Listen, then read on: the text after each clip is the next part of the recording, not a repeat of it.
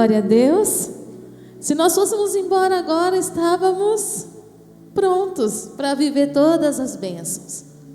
Mas eu entendo que nessa noite profética, o Senhor vem ministrar cura para os nossos corações. Amém? Eu gostaria que você fechasse os teus olhos, colocasse a mão no teu coração, e que você pudesse, pelos olhos da fé, enxergar as águas que fluem do trono de Deus, as águas que fluem do trono do Senhor.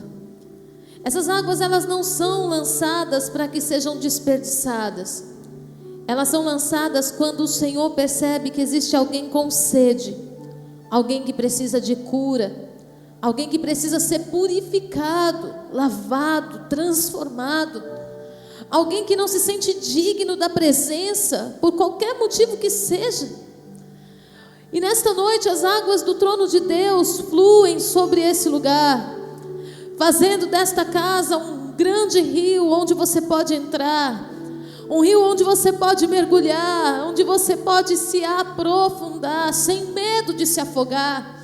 Águas que não julgam, mas águas que transformam.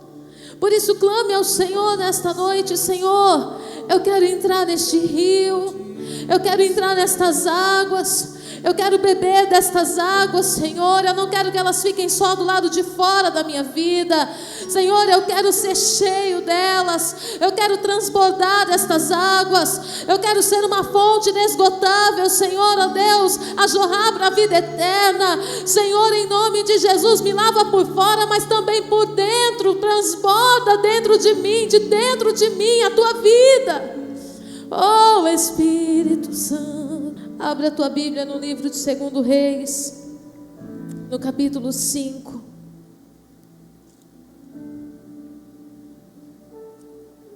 Eu confesso para você que eu vim de casa com uma palavra, mas eu cheguei aqui e falei: Espírito Santo, não é o que eu quero ministrar, é o que o Senhor tem para falar.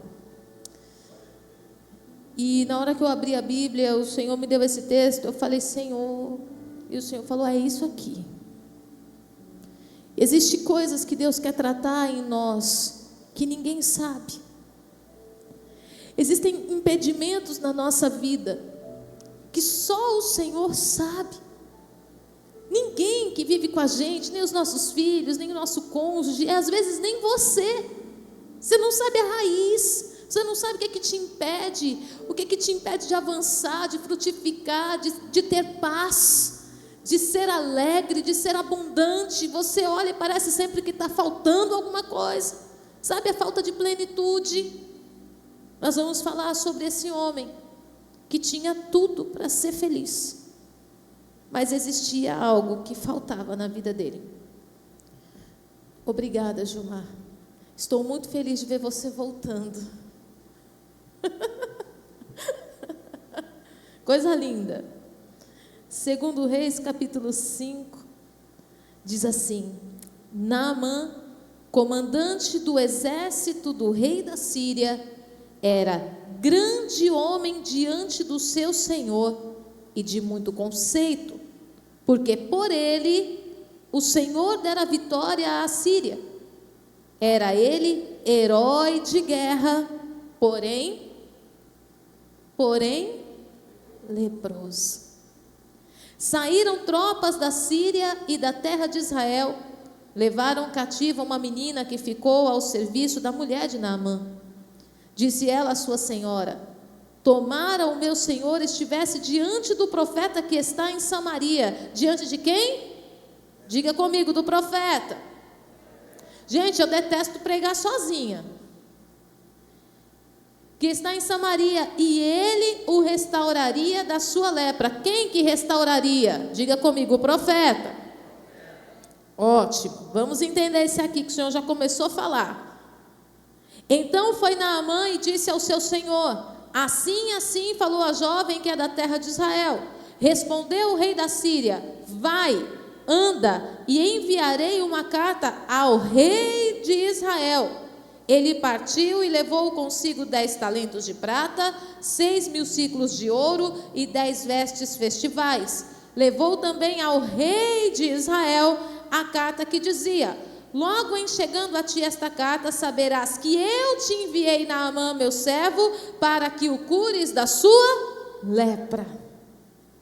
Tendo lido o rei de Israel a carta, rasgou as suas vestes e disse: acaso sou Deus com poder de tirar a vida ou dá-la, para que este envie a mim um homem para que eu possa curá-lo de sua lepra?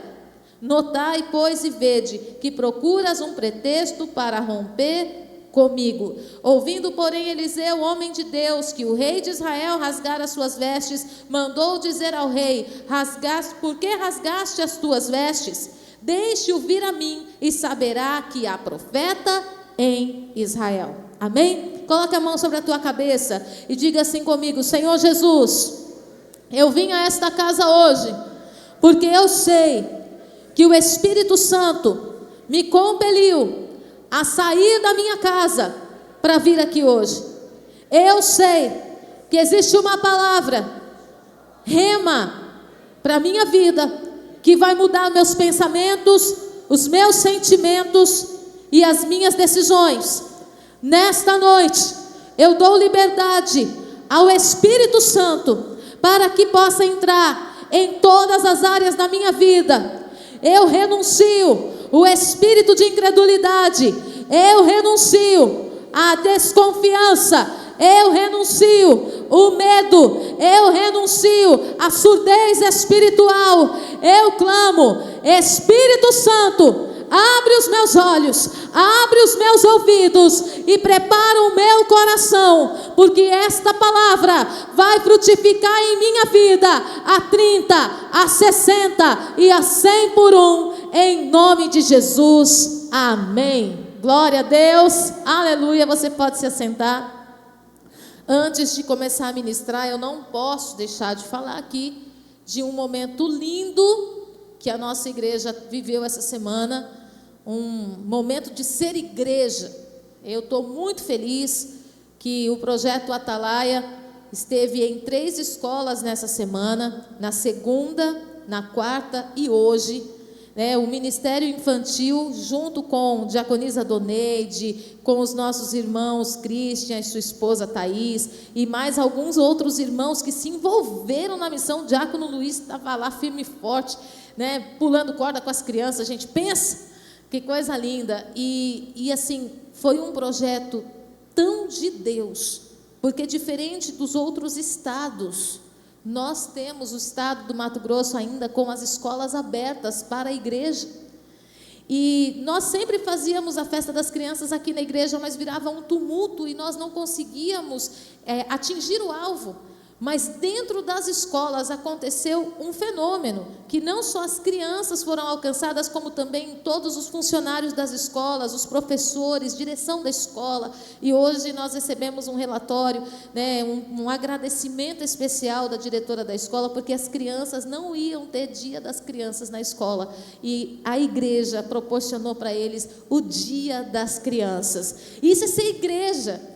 E o que foi mais lindo, o que eu estou mais apaixonada, não precisou nem o apóstolo e nem eu estarmos lá para que acontecesse. Isso traz para mim a certeza de que o Ministério Ágape está amadurecendo, que está avançando, que os filhos estão crescendo, estão sendo enviados agora pelo Senhor como flechas, para continuar do lado de fora o que começou aqui dentro. Então, que Deus abençoe. No domingo teremos vídeo mostrando tudo como foi. A equipe vai estar aqui, estaremos ungindo, abençoando. E no sábado teremos o Dia das Crianças aqui na igreja, para as crianças de dentro, para as crianças dos nossos visitantes. Então você pode vir às 16 horas, que está marcado, Dona Eide, sabe dizer? 17 horas? Então, no sábado, às 17 horas, as crianças, os ministros estarão aqui. O nosso tema é o segredo da melancia. É um tema fantástico que vai trazer a salvação, a apresentar o que é o plano de salvação para os nossos filhos, o que é o sacrifício de Jesus, o perdão dos pecados, o revestimento do Espírito e a vida eterna para um crescimento sobrenatural. Amém? Conto com vocês. Amém? Quem se alegra? Eu estou muito feliz, eu estou como quem sonha. Vamos à palavra do Senhor. Primeira coisa que nós precisamos nos atentar: A palavra do Senhor diz que Naamã era um grande homem. Um homem que tinha conseguido bom êxito, que tinha conseguido sucesso na missão ao qual foi designado. Alguém que tinha dado certo. E que tinha orgulhado e que tinha se tornado alguém de confiança do seu Senhor, que era nada mais e nada menos do que o rei. O que foi que fez Naamã se tornar essa pessoa? O fato de que, por intermédio da vida dele, o Senhor deu vitória para a Síria no meio das guerras. A palavra faz questão de descrever que Naamã era muito conceituado, mas também, além de herói de guerra, era alguém leproso. E já tem uns dias que o Espírito Santo tem falado comigo sobre a armadura de Deus, em Efésios 6. E aí a gente vê um homem, Naamã, comandante de guerra, que estava colocando armaduras sobre feridas. E por que muitas vezes, mesmo a igreja estando munida de uma armadura de Deus, de um cinturão de verdade, de uma couraça de justiça, de uma sandália de preparação do evangelho da paz, escudo da fé, espada da palavra, capacete da salvação, por que muitas vezes não consegue avançar? Porque existem coisas que doem. A armadura protege do que vem de fora, mas não te livra da dor que já está dentro. E muitas vezes nós estamos querendo vestir com a armadura coisas que precisam ser saradas. E o Espírito Santo trouxe você aqui porque Ele deseja curar você. Quando a palavra descreve a vida de Naamã, começa descrevendo todas as suas vitórias, como talvez você seja descrito pela sua força, pela sua coragem, pela sua capacidade de multiplicar. Talvez você seja descrito como alguém rico, assim como eu sou descrita. Eu já falei para todo mundo que fala, a bispa é rica, eu falo, eu recebo, tomo posse de toda essa riqueza que vocês veem na minha vida, eu recebo e eu declaro que vai servir para ajudar muita gente. Talvez você seja descrito de N formas, que quando você se olha no espelho, você não vê tudo isso. Por que você não vê? Porque você sabe que existe algo que dói.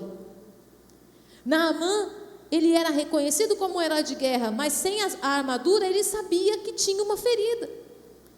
E o que essa ferida faz? Ela tira a capacidade da gente se alegrar com as conquistas, ela tira a capacidade da gente ver o nosso próprio crescimento que o Senhor nos deu, ela tira a capacidade da gente enxergar que nós não somos mais o mesmo de ontem. Se você se olhar no espelho, não é só o cabelo que caiu, a ruga que apareceu ou os quilinhos a mais. Se você se olhar no espelho, você vai perceber o quanto que você amadureceu, o quanto que você já não reage mais do mesmo jeito, o quanto que você se tornou tão mais dependente de Deus. Mas quando a ferida dói, a gente se esquece de tudo isso. E a gente passa a desprezar o que a gente tem por falta daquilo que a gente ainda não tem. E o que o Senhor está dizendo? Esse sentimento de falta de plenitude, hoje o Senhor quer dar um basta. A parte do Senhor é liberar o rio, mas a sua parte é entrar nele. O rio está posto. Talvez o rio não seja de acordo com aquilo que você gostaria, mas o rio está posto. Mas só que o Senhor não vai te obrigar a entrar nele. Os ambientes de cura para a nossa vida não são ambientes de varinha de condão, que a gente assiste nos filmes da Disney, que vem a fada de madrugada e joga pozinho mágico, e a gata borralheira vira Cinderela no outro dia, toda pomposa e plena. Não é isso. O rio de Deus, o rio que o Senhor muitas vezes nos propõe para uma cura, ele é um rio que contraria tudo que nós estabelecemos como algo puro, limpo e leve. O rio de Deus gera confrontos. O rio de Deus quebra, destrói os nossos castelinhos de areia. O rio de Deus quebra todas as nossas ilusões. Ela desliga a gente daquilo que nós construímos, que aparentemente tem a aparência de bênção, mas no fundo são fortalezas para esconder as nossas dores. Amém? Quem está comigo, diga glória a Deus. A palavra do Senhor no verso 2 descreve que quando as tropas da Síria saíram de Israel, levaram cativa uma menina que ficou a serviço da mulher de Naamã. E essa menina disse à sua senhora: tomara o meu senhor estivesse diante do profeta. Analisa comigo. O profeta que está em Samaria, ele o restauraria da sua lepra. Ela disse que o senhor dela, o Naamã, tinha que estar onde? Diante do profeta. Que diante do profeta existiria cura para ele. O profeta Eliseu, o Senhor revelou isso para mim um dia, e eu gosto muito de trazer o profeta Eliseu no ambiente da palavra profética. Enquanto que Elias é a representação da igreja, Eliseu é a representação da palavra liberada para uma mudança de ambientes, independente da presença. E Eliseu, ele é o homem que está designado pelo Senhor para transformar. Quando você lê o verso 7, o rei declara assim: acaso sou Deus com o poder de tirar a vida ou dá-la, para que este envie a mim um homem para que eu cure da sua lepra? Olha a condição que o rei se descreve, mas olha o que o Eliseu fala no verso 8: envia ele para mim. Qual era a condição de Eliseu nesse cenário? A figura do próprio Deus, ao ponto de designar a vida sobre alguém. O rei não tinha condições para tal, mas o profeta tinha. E o que acontece dentro dos nossos ambientes de conflito? O que acontece dentro dos nossos ambientes de dores, de angústia, de pressão? A gente quer tudo, menos a palavra profética. Sabe por que a gente não quer a palavra profética? Eu já esperei tanto, eu já recorri a tanto, e não aconteceu nada. Então agora eu vou orar para Deus falar que eu tenho que esperar mais um pouquinho? Agora eu vou orar para que Deus me dê um caminho totalmente avesso daquilo que eu gostaria de fazer? Será que Deus tem prazer na minha dor? Se Deus me amasse, Ele não deixaria eu passar por isso. Se Deus me amasse, teria compaixão de mim. Agora está dizendo que eu tenho que orar? E isso é tão real dentro desse texto, que essa jovem fala que ele deveria estar diante do profeta, mas o rei da Síria envia Naamã para o rei de Israel. E quantas vezes nós estamos buscando recursos para sarar as nossas dores naquilo que o mundo tem para oferecer e não naquilo que o Senhor tem para revelar? Quantas vezes nós estamos tentando sarar a dor da rejeição, tentando provar para todo mundo quão bom profissional nós somos? Olha como eu sou maravilhoso, olha quantos carros eu conquistei, olha a casa que eu comprei. Quantas vezes nós estamos tentando sarar a dor da rejeição, aprisionando os filhos a nós numa dependência emocional por causa do medo de ficar sozinho de novo? Quantas vezes nós estamos levando ao rei da terra as nossas causas, achando que isso vai ser suficiente para a gente ser sarado? E você sabe que a gente descobre no final que o rei não podia fazer nada. E aí vem o sentimento de você fazer tanto e terminar o dia vazio. Você luta o ano inteiro e termina o ano vazio. Parece que você só correu, se cansou e nada aconteceu. E de fato, o que você precisava de cura não aconteceu. E aí o ano que vem a gente começa a fazer planos novamente, porque a gente acha que as conquistas vão sarar as nossas dores. Ei, a palavra do Senhor que Susan ministrou: fiel no pouco, sobre o muito será estabelecido. Mas só pode ser fiel no pouco aquele que já entendeu que o Deus que ele serve é fiel. E para a gente entender isso, a gente tem que desarmar tudo que nós construímos ao nosso redor e abrir o nosso coração para viver essa plenitude com o Senhor, de um Pai que não falha. Bispa, como é que eu vou confiar em Deus? Como que eu vou confiar no Pai Celestial se nem Pai eu tive? Como é que eu vou confiar na promessa de Deus se todas as promessas que me fizeram ninguém cumpriu? Até o sim que eu recebi no altar, ficou no meio do caminho na minha primeira crise econômica, financeira. Como é que eu vou acreditar na comunhão dos irmãos se eu não tenho relacionamento nem com os irmãos de sangue? Como que eu posso acreditar que um irmão da igreja me ama de verdade se nem os meus irmãos falam comigo? Sabe, a gente começa a estabelecer padrões, porque a gente acha que o rei de Israel, o rei do mundo, pode resolver a nossa causa.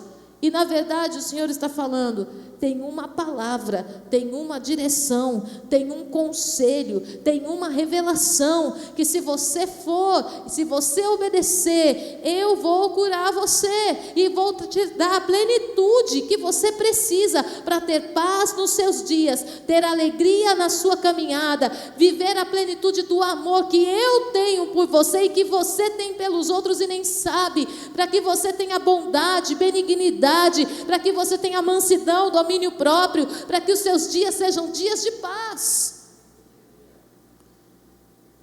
Ele foi enviado ao rei. E aí quando ele vai enviado ao rei, ele leva 10 talentos de prata, 6.000 ciclos de ouro e 10 vestes festivais. Por quê? Porque lá fora você só tem alguém se você for primeiro. Você só tem direito a alguma coisa se você der primeiro. Lá fora, você vale o quanto você serve. E a gente não consegue compreender a dimensão do amor de Deus. Como que pode um pai amar tanto alguém que não tem nada para dar?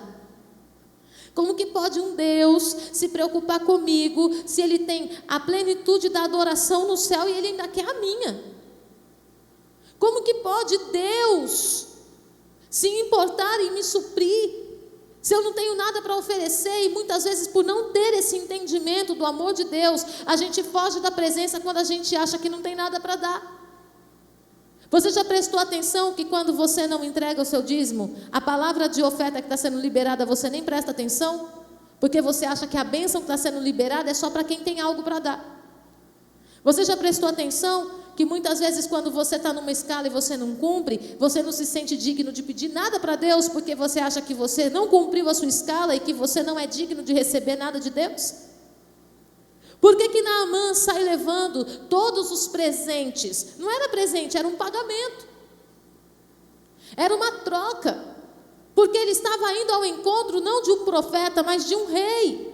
Ele não estava indo ao encontro da palavra, ele estava indo ao encontro do mundo. E todas as vezes que você vai ao encontro do mundo, para você receber algo, você tem que dar algo. Você só tem direito a um salário se você trabalhar. Você só tem direito a receber algo se você entregar algo antes. Mas com Deus não funciona assim. E nós precisamos hoje desconstruir essa imagem de servo para encontrar a nossa identidade de filho. O Espírito Santo tem falado tanto isso nessa igreja, identidade de filho. Você não pode ser igreja se você não for filho. Você não tem como viver com o Espírito Santo se você não for filho. Não tem possibilidade de você adentrar as regiões celestiais se você não entender que você é filho. E que na porção de filho, assim como você não rejeita um filho que erra, Deus também não vai rejeitar você. Ele ama você. Ele não ama o que você faz, mas Ele ama você. E Ele entende que por causa do Espírito Santo que Ele te enviou, você pode mudar. Você pode ser transformado, você pode ser liberto, você pode se libertar de todas as mazelas que o mundo te deu e ser a imagem e semelhança do Pai. Glória a Deus. A palavra do Senhor fala que Ele leva todos os recursos para que Ele possa alcançar uma bênção. Levou também ao rei de Israel a carta que dizia: logo em chegando a ti esta carta, saberá que eu te enviei Naamã. O rei sabia que tinha profeta em Israel? Não, mas Naamã sabia. Quantas vezes você está se deixando levar por influência de pessoas que não ouviu o que você ouviu? Quantas vezes você está impedindo Deus de cumprir o que Deus quer cumprir, porque você está ouvindo conselhos de alguém que não escuta o Deus que você escuta? Naamã sabia que a palavra que foi falada a ele era que ele tinha que estar diante do profeta. Mas ele vai obedecendo o rei diante de outro rei. Quantas vezes o Senhor já falou com você: eu vou fazer X na sua vida. E você fala assim: ah, mas será? Aí alguém fala: não, mas eu não te vejo nisso. Eu acho que você deveria fazer Y. Mas Deus mandou você fazer o quê? Quantas vezes Deus falou com você: eu quero que você a partir de hoje, durante 1 ano, sirva na minha casa. Aí alguém, um enviado de Satanás, porque dentro da igreja também tem emissários de Satanás, vira para você e fala: se eu fosse você, não me metia nisso não. Se eu fosse você, não fazia isso não. Você fica aí se matando para cuidar da igreja, enquanto o apóstolo e a bispa estão na sombra, ó. Na sombra? Se quiser a gente troca. Porque é muito mais fácil cuidar da parte física do que da espiritual. É muito mais tranquilo vir aqui 1 vez ou 2 por semana limpar a igreja do que ter que ficar, meus queridos, em jejum e oração, intercessão e clamor, para que uma ovelha não se perca, para que a gente possa compreender o emocional do irmão, para não levar nunca nada pelo lado pessoal, para que a gente possa ajudá-lo na sua fraqueza, para que a gente não perca ninguém de vista. Aí você sentiu Deus falar com você, e aí você fala: o irmão falou para mim que é melhor não. O que foi que Deus falou com você? A palavra de ordem para Naamã era: esteja diante do profeta. Vai diante do profeta, que o que você precisa está diante do profeta. E aí Deus fala com você que é para você fazer um voto. Aí vem o emissário de Satanás e fala para você ao contrário. Você está achando o quê, meu amado? Todo mundo que se opõe à voz de Deus na sua vida não são pessoas que querem o teu bem, mas são pessoas que estão impedindo a tua bênção. Pode ser seu pai, sua mãe, seu irmão, seu marido, seu amigo, se opôs ao que Deus falou com você. Se não é algo que vai comprometer sua casa, se não é algo que vai comprometer sua família, vai ao encontro do que Deus falou com você. Porque Deus quer estabelecer algo tão poderoso através da sua vida, que vai mudar a estrutura da sua casa, da sua família, vai mudar a estrutura da região onde você trabalha, vai mudar a estrutura dos teus filhos, vai mudar a estrutura.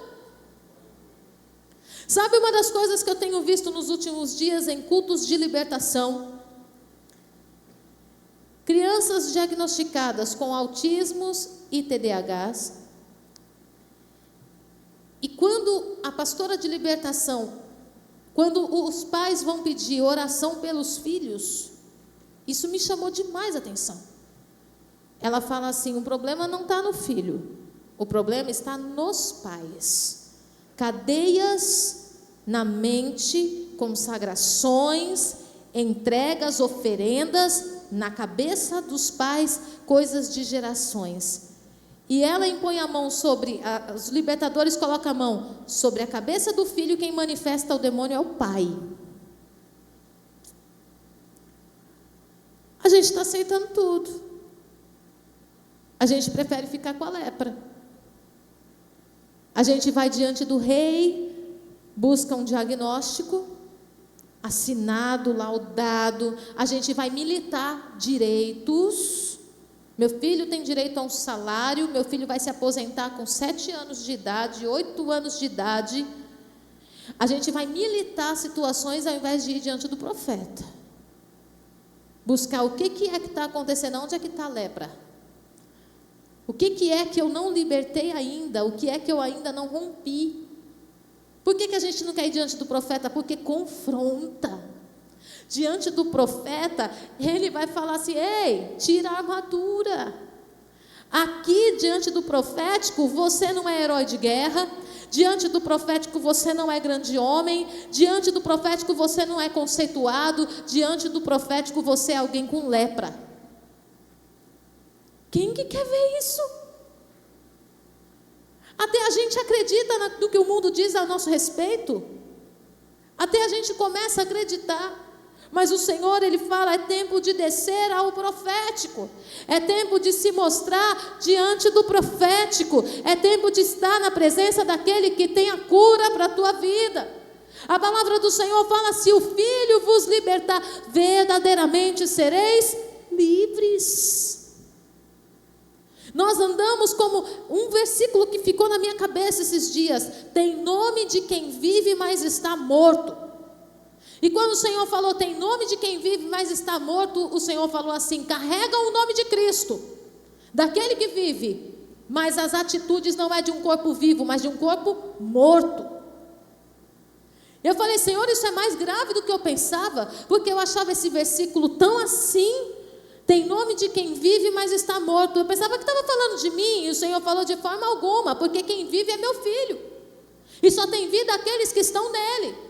Fora deles, todos estão mortos nos seus próprios pecados. Eu falei: Senhor, tem misericórdia, porque nós carregamos o nome de alguém vivo, mas o nosso posicionamento é de morto. Não consegue romper, não tem atitude, não avança, não saiu do lugar frio, não saiu do lugar escuro, está abatido nos seus próprios medos, nas suas inseguranças. E o Senhor chamou a igreja para ser luz na terra, sal na terra, luz no mundo. Chamou a igreja para manifestar aos filhos, os filhos da luz ao mundo. Glória a Deus. Você precisa ir diante do profético. Diga comigo: eu preciso descer ao lugar do profético. Agora você pode dizer isso com fé, fechando os teus olhos, colocando a mão no teu coração e dizer assim: Senhor, me dá coragem para ir até o profeta. E não é o profeta do eis que te digo e te revelo, não. Porque esses profetas do eis que te digo e te revelo, eles só falam bênção. Deus vai fazer na sua vida, porque Deus manda te dizer. Mas o profeta de verdade, ele toca na ferida. O profeta de verdade, ele aponta onde você está falhando, ele te dá o caminho para o conserto. O profeta de verdade, ele não permite que você saia enganado da presença de Deus. Descer ao profético é descer ao lugar do confronto.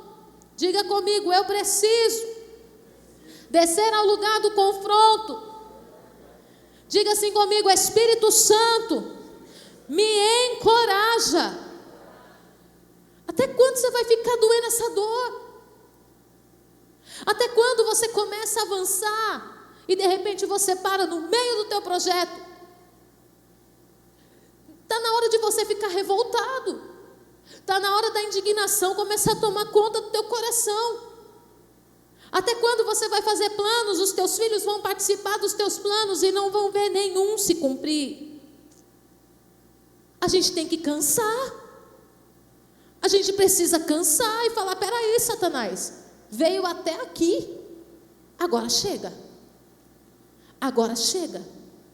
Porque eu tenho um Senhor que deu a vida por mim. Eu tenho um sangue que me cobre. Eu fui comprada por um alto preço.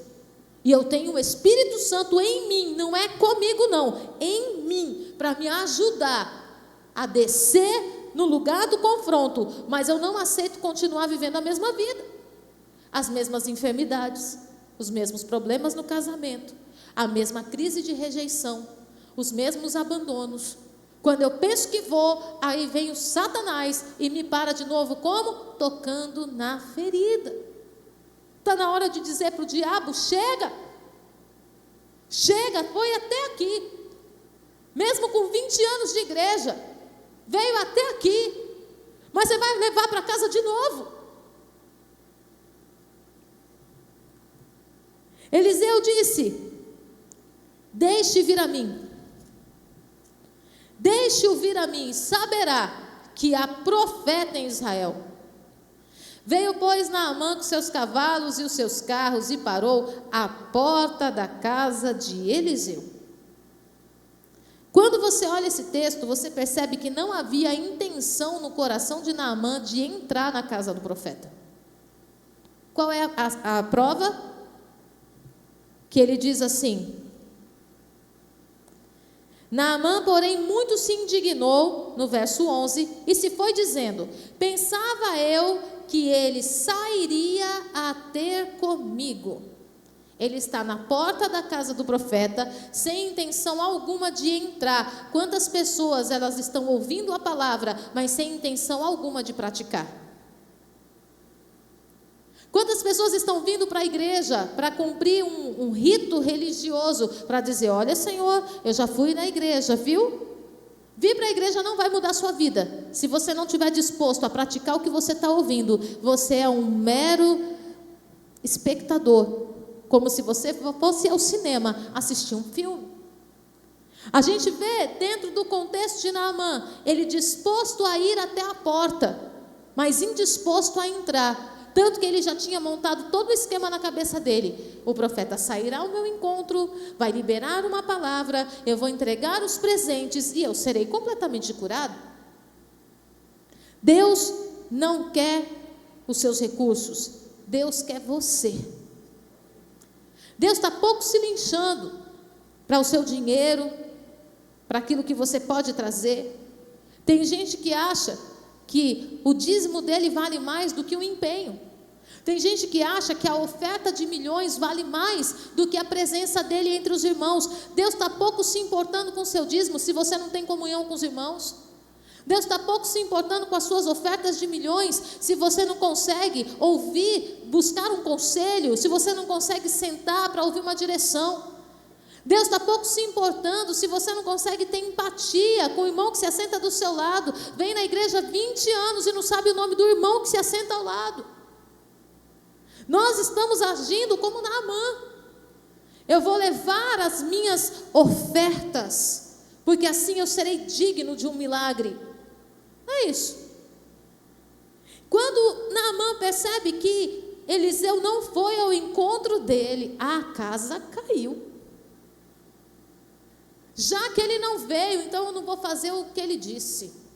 Já que ele não foi me visitar, já que ele não orou com imposição de mãos em mim, já que ele isso e aquilo outro, já que eu estou indo na igreja já faz 10 semanas, e até agora o pastor não veio falar comigo, eu também não vou fazer nada que saia desse altar. Ação de Naamã. Mas quem precisava do milagre? Era o profeta? Ou era Naamã? Era Naamã. E por que se deu tal silêncio em Eliseu? Porque Deus estava tratando a lepra interior de Naamã. Qual era a lepra interior? O orgulho.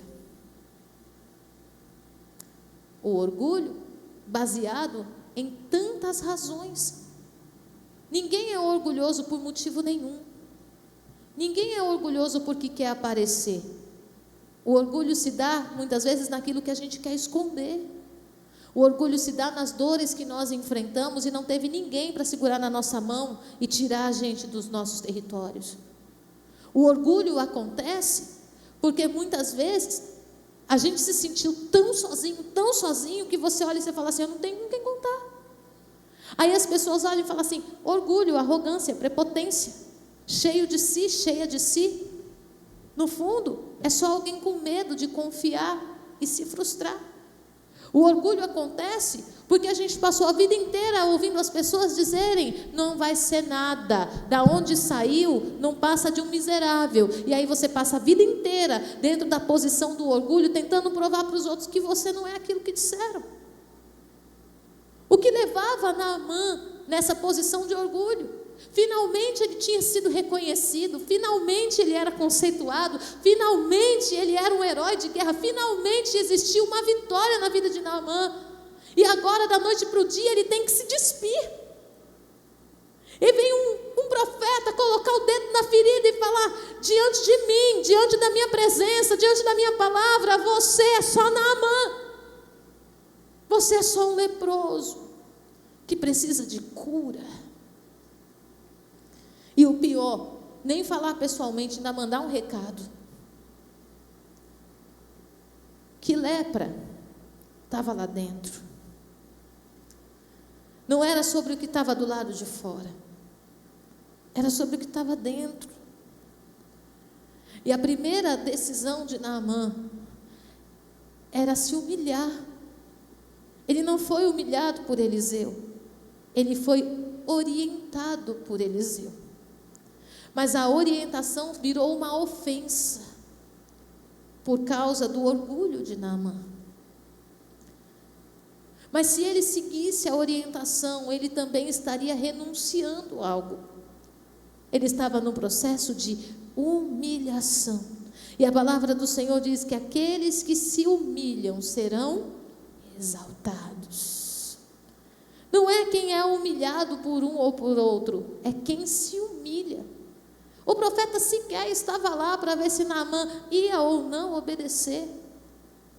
O profeta não mandou nenhum servo para ver se ia obedecer ou não. Ele liberou uma palavra, agora é com você.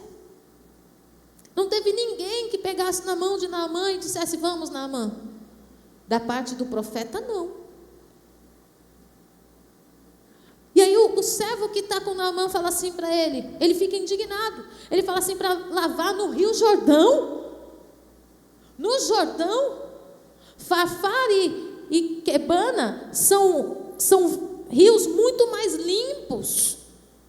São rios maravilhosos que eu tenho na minha cidade. E eu saio da minha cidade, de um lugar glorioso, onde eu tenho reconhecimento, para vir nadar nesse rio que mais parece um esgoto. Por que tinha que ser no Jordão? Porque é o rio que Jesus ia se batizar. Não. É porque o Jordão representava a realidade daquilo que a gente não quer de forma alguma enfrentar. É turvo. Tem situações na sua vida que você não vai resolver. Por quê? Porque você não sabe como vai ser a reação do outro. É turvo. Não é cheiroso. Há coisas na sua vida que está apodrecendo há tanto tempo e você fala: deixa na geladeira. Enquanto está na geladeira, não está fedendo. Precisa resolver. Por que tinha que ser no Jordão? Porque o Jordão confrontava. E aí eu venho dizer para você: o rio que Deus quer levar a gente ainda não é um rio translúcido, ainda não é um rio de águas claras e com um cheiro maravilhoso, porque primeiro a gente precisa passar pelo rio dos confrontos, dos conflitos, o rio das nossas dores, para então chegarmos ao rio da vida. Junto com Naamã tinha um servo, e o servo fala para ele assim: meu senhor, acaso se o profeta tivesse dito para você algo mais difícil, o senhor não faria? Por que isso não? Mergulhar 7 vezes no Jordão? 7 vezes. Quando a gente fala de 7 vezes, a gente está falando de 7 vezes perdoar. No Antigo Testamento, a palavra orientava que deveria se perdoar 7 vezes. Jesus vem e fala: 7 vezes 70. Ou 70 vezes 7.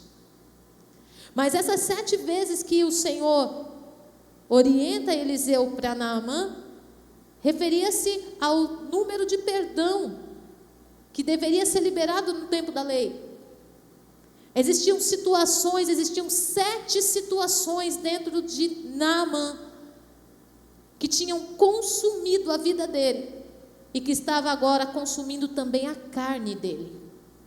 Bispa, que audácia, desceu do céu. E eu te pergunto, às vezes você fala assim: eu estou passando por uma luta por causa do que eu estou vivendo agora. Lá atrás. 7 situações que feriu, que tocou, que marcou você, a sua personalidade, a sua identidade, que tirou a sua coragem, colocou o medo no lugar. 7 situações que fizeram você, ao invés de se sentir segura, sentir amedrontada, sozinho, abandonado. 7 situações que fizeram você se sentir constrangido socialmente por algo que você não tinha. Situações que foram acontecendo e que gerou uma marca tão profunda que mudou a sua essência. E o Senhor falou para Naamã: 7 vezes você tem que mergulhar. Por que 7? Porque não adiantava sarar uma coisa. É a mesma coisa de uma pessoa com câncer. Se você tira o nódulo do câncer e deixa uma pontinha de raiz, vai brotar outros tantos cânceres, como se aquele nunca tivesse sido tirado. Muitas vezes a gente entrega uma área da nossa vida para o Senhor e as outras não. E a gente acha que aquelas outras áreas não vai afetar a área que já foi curada. Vai afetar. O que é que você não entrega de jeito nenhum para o Senhor? Qual é a área da sua vida que você fala, Senhor, eu não consigo, essa área eu não consigo nem orar sobre isso, porque eu não gosto de lembrar? Qual é a área da sua vida que você trancou num quartinho isolado com 7 chaves e escondeu a chave? Qual é o lugar da sua vida que você fala, não quero nem acessar, não conto isso para ninguém? 7 vezes. Agora você imagina, Naamã mergulha a primeira, sobe, não aconteceu nada. Mergulha a segunda, sobe, não aconteceu nada. Porque não estava acontecendo fora, estava acontecendo dentro. Cada momento que Naamã descia aquelas águas e mergulhava naquelas águas, era uma renúncia que ele estava fazendo. Uma renúncia que estava levando ele à obediência. Uma renúncia que estava levando ele a uma posição de humilhação. Foi a 3ª vez nada, 4 vezes nada, 5 vezes nada, 6 vezes nada. Pensa agora o pensamento de Naamã, eu estou louco. Ou ele pode ter pensado assim, eu já estou aqui. E voltar não é uma opção. Voltar para casa com essa lepra não é uma opção.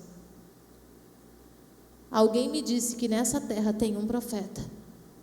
E alguém me disse que diante dele eu seria curado.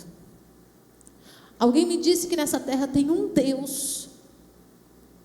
E eu já mergulhei 6 vezes. E não aconteceu nada. Mas eu vou mergulhar a 7ª, porque ele não disse 6, ele disse 7. E na 7ª vez, ele sobe completamente curado. Talvez você já tenha participado do encontro com Deus, já tenha feito cura interior, já fez libertação. Talvez você já tenha feito 5 processos, mas existe algo que ainda dói. Talvez você já esteja no 6º processo, mas hoje pode ser o 7º mergulho, se você quiser. Aleluia! Se o Senhor te mandou mergulhar 7 vezes, então é 7 vezes. Se o Senhor te mandou ir diante do profeta, então é diante do profeta. Se o Senhor te mandou ir diante do lugar que te confronta, que vai te despir de todas as suas honras e vai mostrar aquilo que te machuca, então é nesse lugar que você tem que ir. Se o Senhor mandou você mergulhar no Rio Jordão e não no Fafá e não no Abana, então é no Jordão que você precisa ir. É no lugar que desagrada, é no lugar que cheira mal, é no lugar turvo, mas é lá que o Senhor estabelece cura. Glória a Deus. Eu quero convidar você a colocar-se em pé.